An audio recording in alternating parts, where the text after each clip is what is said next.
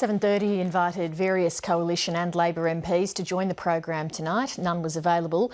Instead, Independent Senator Nick Xenophon sat down with me in our Sydney studio. Senator Xenophon, thank you for your time. Pleasure. What do you make of revelations that the Prime Minister Tony Abbott has repeatedly used his parliamentary entitlements to cover trips in which he's competed in sporting events?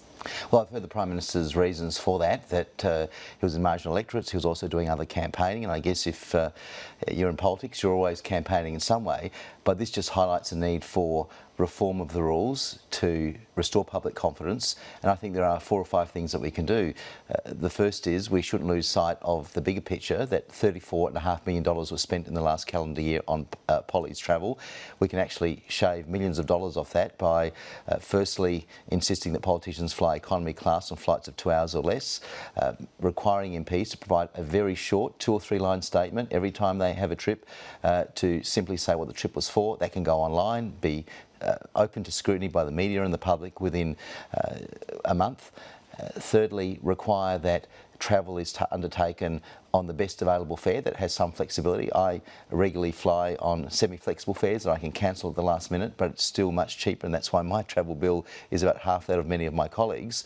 And also, basically, if an MP does make a mistake, the default position should be that you pay almost like double demerit points, pay back double the amount. That will focus all our minds in relation to dealing with this. We've had, in the past few days, a number of cases come out on both sides of politics.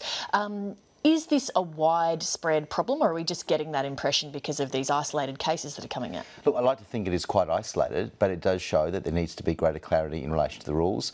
The Belcher Review, Barbara Belcher's review of politicians' entitlements back in November 2010, the report was published then. Not much has happened in respect of that. The point was made there are something like 10 or 11 different government agencies and departments that deal with entitlements. Let's consolidate that, but let's have some clarity in the rules. And if you have that level of scrutiny and accountability, and if we do make a mistake, we've got to pay back double the amount, I reckon that will really go a long way in cleaning up the system. Do you think that there's a practice where politicians decide, well, I'd personally like to be in such and such a place for such and such an event, and so therefore let's book that in and then I'll just hook up a few work events around that so I can claim the whole thing? Well, that may happen, and that's why you need to disclose what other events you're going to. And in that case, maybe the appropriate thing to do is for only half the cost of the event, to be paid for by taxpayers. There's lots of things that we can do that can save a lot of money for taxpayers and restore faith in the system. But the fact is, if we look at the way that travel is booked, the way that fares are booked, the entitlements attached to that, we shouldn't lose sight of the bigger picture that a lot of money can be saved, and this is a timely reminder, and this is the time to actually reform this once and for all. Beyond that though, in terms of what actually constitutes an event that you should be entitled to claim your attendance at, do you think that most or many or even any Australians would accept that participating in a sporting event or attending a colleague's wedding is work-related for a politician? Well, I think the idea of a wedding is much more problematic. You know, some irony, I was in Tamworth today seeing Barnaby Joyce. We didn't go anywhere near any wedding chapels, and I know that it's something he's been chastised for, but the fact is the rules have been ambiguous and vague.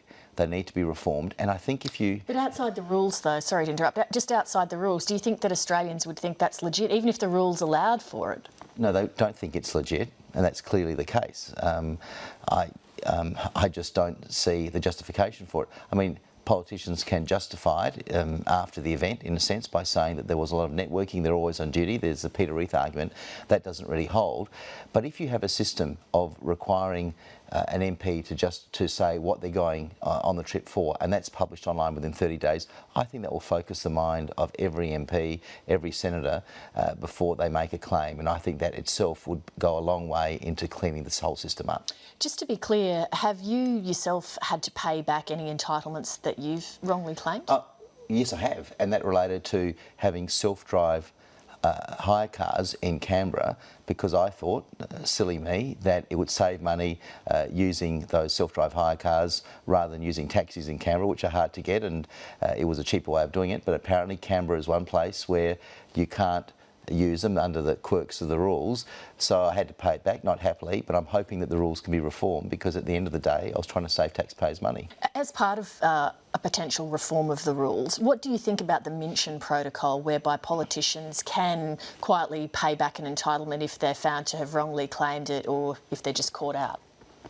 Well, I think at the very least that protocol needs to be changed so that if there has been a wrong claim, however innocent, then you ought to pay at least double the amount. That will focus the mind. And of course, there are serious penalties that can be subject to prosecution, and that's something that is always an option, that if you wrongly claim, if you fraudulently claim, then you can be subject to criminal sanction.